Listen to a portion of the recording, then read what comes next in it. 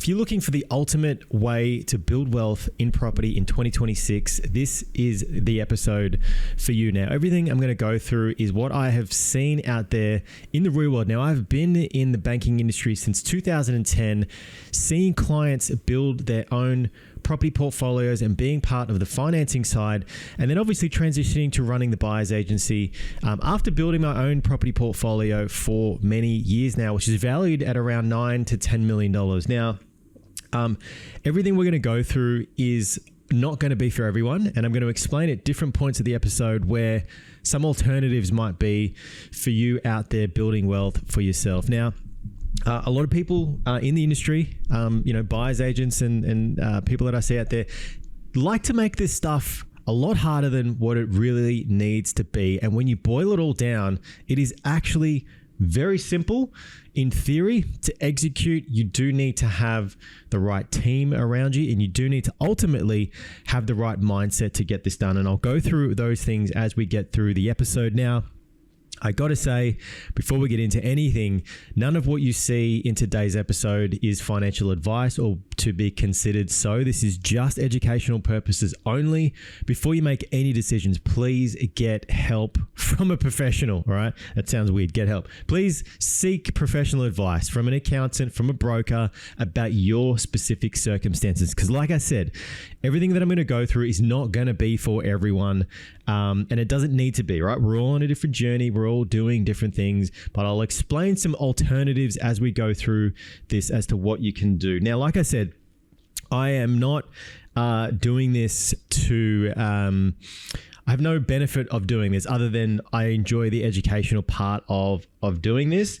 And like I said, I've been in the industry around property and finance for a long time now. Since 2010, I had my first banking role at the NAB branch in Mossman in Sydney. And now I'm obviously running my own business as a buyer's agent, only after having built my own property portfolio, right? So everything we go through, I've seen it firsthand, lived it, breathed it. This is not a TikTok theory. This is reality. Now, I've got to make a very clear distinction before we get into the detail of this, right? When we are building an investment property portfolio, we have to think of it from a different lens as opposed to us going out to buy a property that we are going to live in. Because when we go and buy a property that we're going to live in, what we are looking at it from through a lens of there's an emotional attachment to it. What does the lifestyle look like, right? What is the finishes of the bathroom and the kitchen, right? How does the feng shui feel of the property, right? All that sort of stuff we look at from an owner-occupied perspective, which is absolutely fine if you're going to go and buy a house to live in it.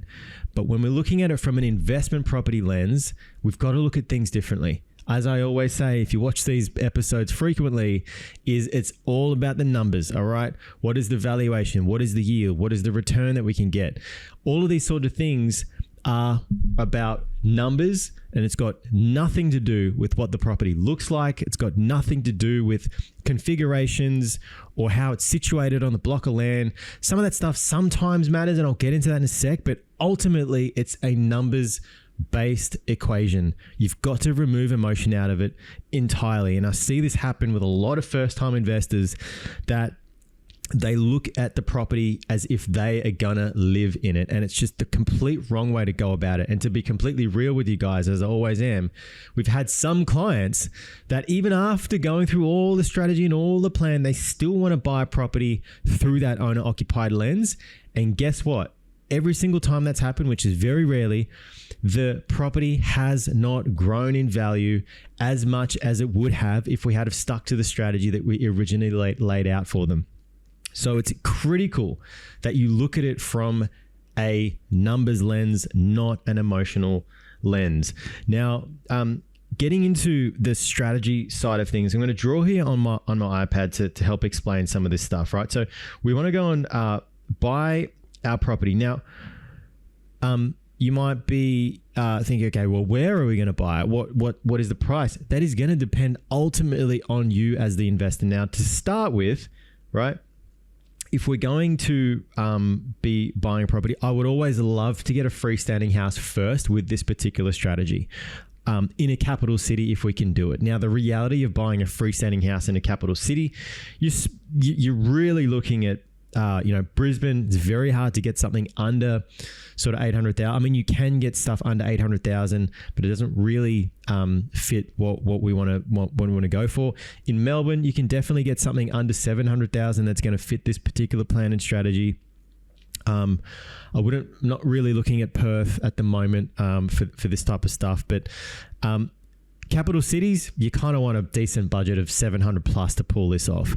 Now, if that's you and you're like, hey, my budget only goes to 5, maybe 600,000, that's when you've really got two options here. And I said, as I'm going to go through, I'm going to explain different strategy options for you guys, because this is the main strategy. The best way to do it is for people that have the budget to pull it off. Now, I know not everybody's in that case. So if you don't have the $700,000-800K budget and you've got the $400,000, $500,000, $600,000 budget, you've really got two options. At this point in time, you can go down the path of a regional location. Regional location being that you're going to go spend less money to buy a freestanding house. The area is going to probably grow a little bit slower and maybe not be as consistent as a capital city, for example. Or you can go to a capital city, but you're going to be looking at a townhouse situation, which is not a bad investment. They do very, very well. We've got properties in our portfolio that are units in townhouses that have performed extremely well when you're buying in the right location at the right time. So don't think that you have to have the $700,000-800K budget to make wealth, to build wealth in property. You just have to look at different options. So regional or townhouse in the capital city, if you've got under sort of this $700K budget, those are the options for you. So back to the original sort of buying a freestanding house in a capital city, right? Like I said, I'm going to use this example here of like, say we're spending $800K on the thing, right? We want good house on a decent block of land, and I'll get to maybe the criteria for the house in just a sec. Decent house, decent sized block of land in a high growth area. So it might not be where you would choose to live, right? So if you're in Melbourne, you might not want to live in the western suburbs, or you might not want to live near Dandenong, but those areas are up and coming. Those areas fit the budget, they fit the criteria, and ultimately you're going to be able to rent these properties out without minimal issues. Right, if you're in Brisbane, it might be the Ipswich area. It might be parts of the Moreton Bay region. It could also be parts of Logan as well that you can pull this particular thing off. So in terms of the property criteria, I'd love for it to have 700 plus square meters. Now, it doesn't have to be 700 plus. It could be 650, right? But a good rule of thumb for me and what I've seen is the 700 plus blocks tend to do well for what we're about to go down. Now, we want the house that it needs a bit of TLC, right? It needs a bit of love. It doesn't mean that it's going to be dilapidated. It doesn't mean that it's going to be falling apart and falling down. It just means that there is opportunity for us to do a couple things. Number one, negotiate a little bit harder on price. Number two, ideally buy it at a little bit of a discount.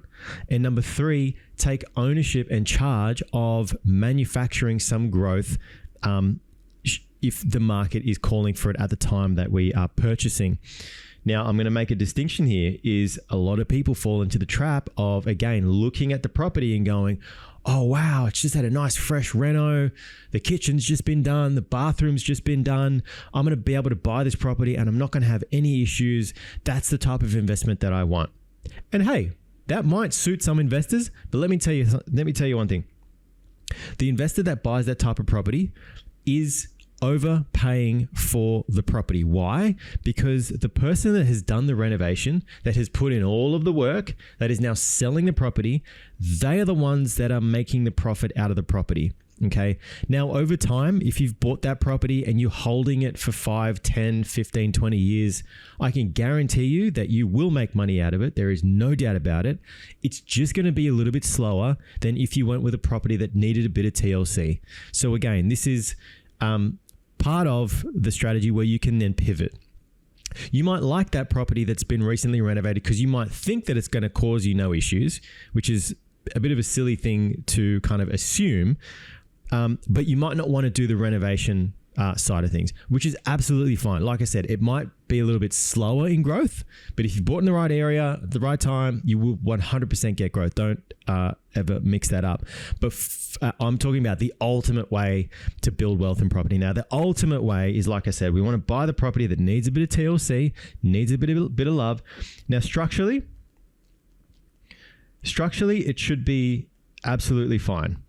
For the most part, okay? There might be some minor defects that we might need to fix here and there, but ultimately we don't want, roofs caving in and, a huge amount of issues that we're going to have to fix because it's going to eat into the profit that we are ultimately trying to drive for ourselves. And this is where getting a building a pest done properly is going to help mitigate buying a property with all of these issues. So we want to avoid major structural issues, but we don't want to shy away from minor defects here and there, even some major defects. I've personally bought properties with a roof issue and I bought it at a $50,000 discount and it only cost me $4,000 to fucking fix the thing, right? So probably wouldn't recommend that if it's your first time and you don't have any help, but if you do have the help and you've got the balls to do it, that is the best way to build wealth as quickly as possible.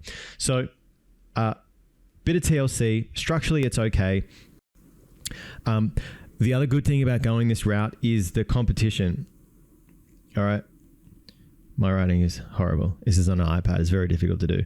The competition is typically going to be a little bit lower than if you bought a property that looked great. Because all the properties that look great, guess what? All the owner occupiers want to buy those types of properties, right?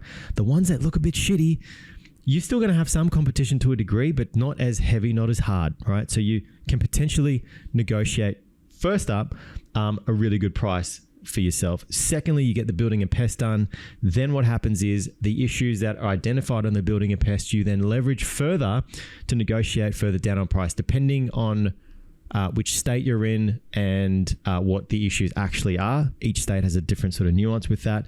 But the idea is that we're buying a house on a big block of land, needs a bit of love, that we can uplift with that over time. Now, ideally, what we do is we buy it at a discount.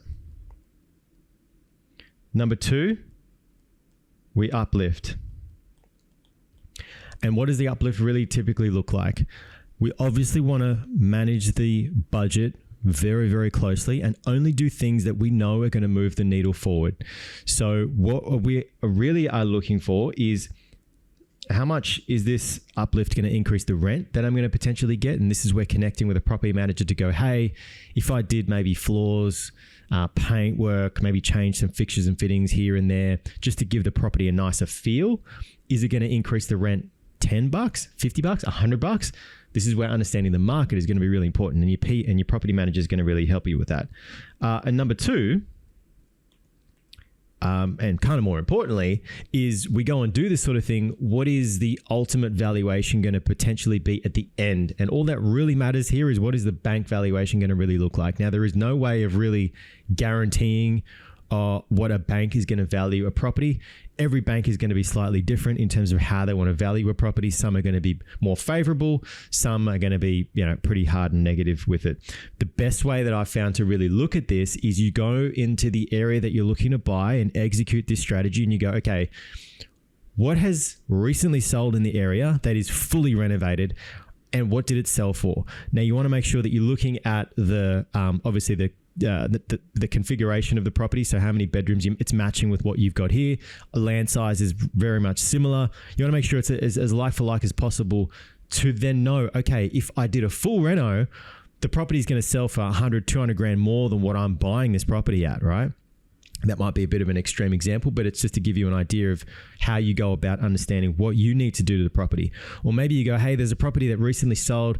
It had some of the light cosmetic stuff that we're really talking about, not a full reno, but updates here and there, and it's sold for 80 grand more than what we're going to buy this property. Then you go, bingo, cool. I've got a measuring stick as to what I need to do to the property, and then I can best guess with what the bank may value the property at further down the line. Now, this is critical to get right. You don't want to overcapitalize on this area.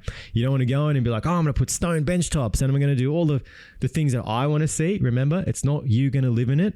You're just slightly updating and uplifting the property so that we can then maximize the rent that we're going to get and ultimately maximize the value of the property. So again, it's a higher risk strategy for someone who's obviously got the budget and the capital to pour into this. Just going back, you don't need to go down this route to build wealth in property. You can buy the fully updated property, or you can just buy this property and not do anything to it and just let time do its thing. You can absolutely still do that. And a lot of times I do recommend, hey, if you don't want to do the reno right now, at least buy it so you can get a tenant in there, and then maybe further down the line, your situation might change. You might be able to pull out some equity to uplift the property later down the line. You've got the option there to do so. But either way, it's still going to work. This one is just a little bit quicker, and you're sort of taking control of the growth of the property. So let me just talk to us taking the control of the growth of the property. Why are we taking control? Because we have bought well. So we bought at a discount. We have uplifted the property, and we bought in a growth area. So we kind of have the trifecta of building wealth, right? We bought it. We essentially made money on the way in, right? Because we bought it at a discount.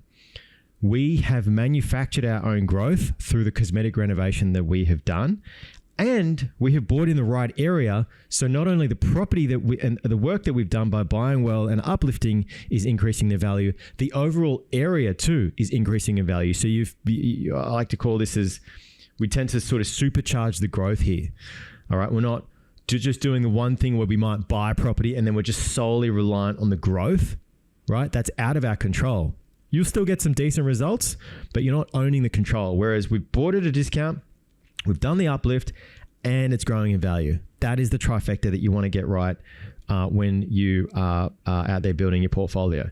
Now, why do you want to go and buy a property on a big block of land? All right, so that's our block of land there. We've got 700 square meters of land or more. Ideally, kind of the more the better. There's obviously a limit to it. You don't want, acres of land in a capital city. I mean, if you can do it, maybe that might be good. But for the most part, you don't want to overcapitalize on this part of the equation either. Now, the reason why you want to do this, I might just get rid of the 700 square meters here, is, I know a lot of you will know what I'm about to say, but say you've got the main sort of dwelling here. You may be able to put a little fence in there, and you might be able to build a secondary dwelling. All right, that's going to be the driveway. That's going to be the granny flat, main dwelling. Okay, why do we want to do this? Okay, we've gone through all of the effort of uplifting this main dwelling. Okay, then we're going to go and split the block, not in half, but we're going to split it in whichever way sort of makes sense at the time. And we're going to go and build a secondary dwelling on it. Again, this ain't for everyone, because this does require a lot of capital to get it going and to get into it, to do the uplift and to potentially get the granny flat on, depending on your lending situation and how your broker can structure this deal for you. But the reason we want to do this is the main dwelling has been bought well. Okay, we've uplifted the thing, we've bought it in the right area. Cool, fine. That yield component of that main dwelling, if we just left it as it is probably going to be negative cash flow for, I'm going to say 5 to maybe 7 years, which is typically what I've seen for my own properties that I own in my portfolio that don't have a granny flat on it. It takes about that time for the rents to slowly increase. Obviously costs slowly increase with that as well. And around the sort of year 5 to 7 mark is when that then flips from costing me money every year to at worst maybe being kind of neutrally geared, or at best with some of the properties. I've got a couple in Deception Bay and Ipswich area where they're now really positive cash flow, and not by much, but they're taking care of themselves entirely. So not just the mortgage, but all the other expenses, and they're spitting out a bit of cash flow on top of that. The reason we want to do the granny flat is we then increase the yield of the property if we execute this correctly. We build the right granny flat in the right area with the right fixtures and fittings that it's going to attract the right tenant. The number one reason you do that is to increase the yield of the property. Why do you want to increase the yield? Ultimately, you don't want these portfolios to be burning a hole in your pocket for too long if you don't need it to. Now, again, this is a very capital intensive exercise. Now, granny flat, look, depending on how you do it, the fixtures, the fittings, the fit out, all that sort of thing, you're talking around the 200K. In some cases in capital cities, it's going to be more than that.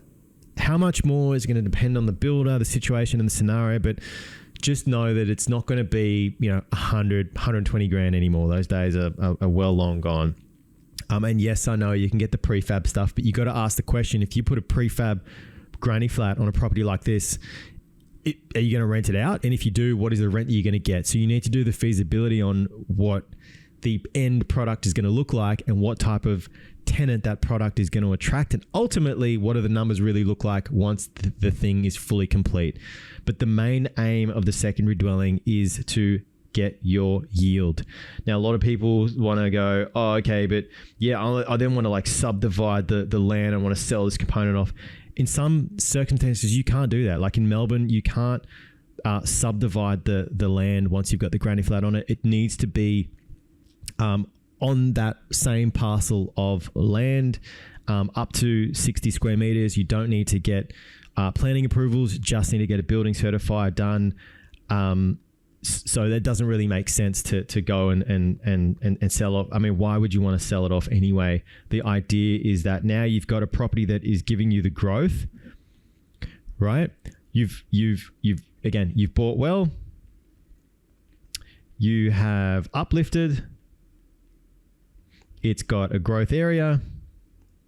You've now added a granny flat, which would increase the value of the property slightly. It's typically going to increase the value of the property to the same value of what the granny flat cost really is. It's not going to go supercharge that growth even further, but it is going to increase the yield, which is ultimately going to benefit your cash flow at the end of the day. Now, once these types of properties are complete, you bought it, you've uplifted it, you've got it, obviously the growth is just going to continue as long as you hold the property, you've done the granny flat. Typically, depending again on how you've structured the finance of this thing, let's say you're 100% leverage across the board, it's not really going to be positive cash flow from day one, but it will be positive cash flow in just a few short years, at maximum 2 to sort of 3 years maximum, if you've gone sort of overboard with your lending on this particular kind of exercise. Now, again, just to kind of recap, you might be going, shit, I don't have $800,000. I can't build a granny flat for $200,000. I can only buy, for $750, and that's absolutely fine. You can still do exactly what I've just said. You go out and buy a property that needs a bit of TLC. You don't do the renovation now. You hold it. You just put a tenant in there and you just do your thing, right? You maybe come back a year, 2, 3 years later, you pull some equity out, not financial advice, but then you might be able to use the equity and the growth in the property to uplift the property you've bought. You then increase the rent potentially, and you'll sort of maybe manufacture a bit of growth as well. Let's say you bought really well and you've got a ton of equity sitting there.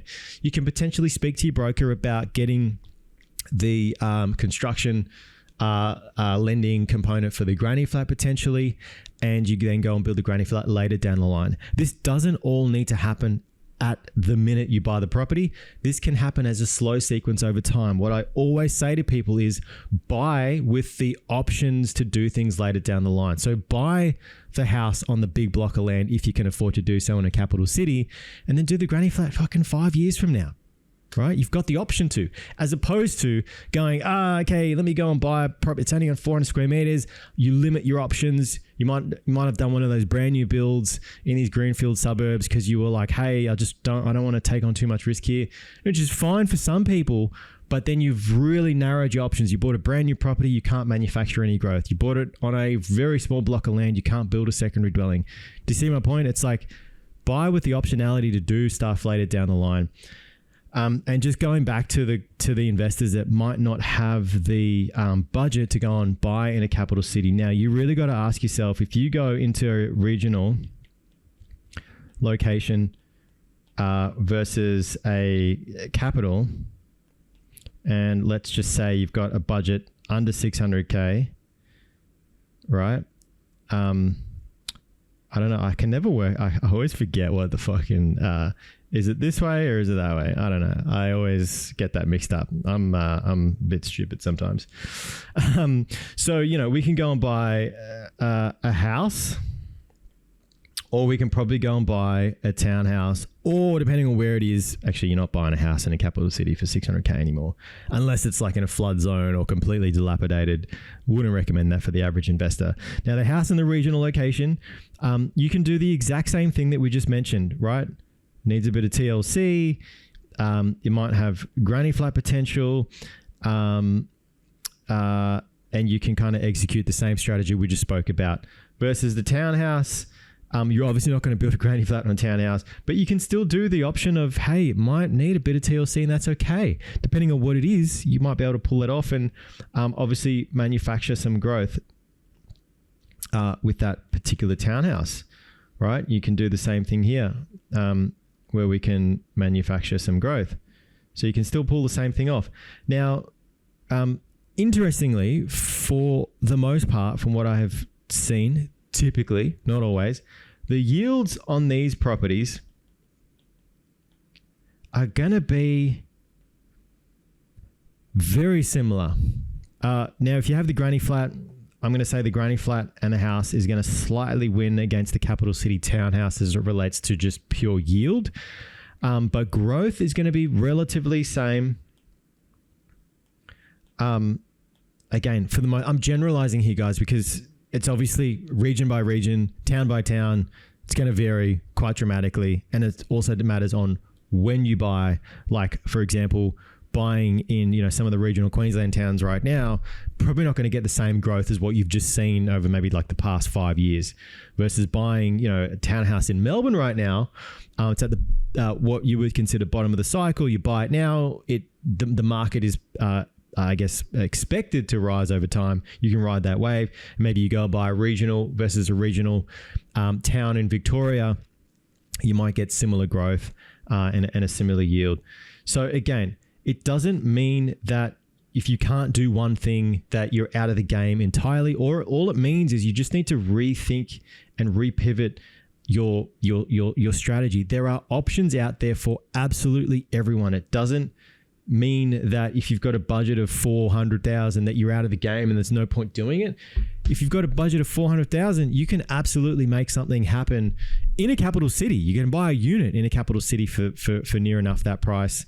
I know in Melbourne you can absolutely do that right now at the time of filming this anyway, or a house in a regional location. So there are many different ways to build wealth. Ultimately, I've just shown you the best way, which is obviously, like I've said many times now, not for absolutely everyone. If you got this far in the episode, appreciate thumbs up on the video. Leave me a comment, show me some love, because we the goal for what I'm doing all of this for is to help as many people as I can. Whether you want to do it yourself, this is value that you can take that I wish I had maybe 10, 15 years ago when I was starting my journey. And you can go out and implement this stuff yourself. If you need help with it, you don't have the time to pull it off, you're not really confident with it, that's when myself and the team can really add a lot of value and execute on everything that I've just mentioned in that explainer video there. If that is something that might be of interest, you can reach out to us. The link is in the description to book a call with my team. It's a no obligation call. We're not going to pressure you into doing anything with us. I say it all the time. If we can't help you, I'm not going to drag you through a process to take some money from you to not deliver a result, right? I always say a buyer's agent is only as good as their last deal. That's it. Not the deals from 2 years ago, 5 years ago, only the last deal. I'm only as good as my last review. So we take every single opportunity seriously. We stress ourselves a lot to make sure that we can deliver for our clients. And look, it's not always smooth sailing. Property is going to be bumpy road. There's stuff that comes up all of the time. Things change all the time. All right. So whether you do it yourself with us or with any other BA, doesn't mean that it's going to be absolutely risk-free and smooth sailing as well. So again, if you got some value out of the video, appreciate a thumbs up. Consider subscribing if you want to see more property investing content. But that was a ton of value. If you want me to explain anything further, leave a comment. Let me know. I'm happy to make a video on that as well. But that's all we have time for today's episode. I appreciate you watching. I'm Nick V. Till next time, catch you soon.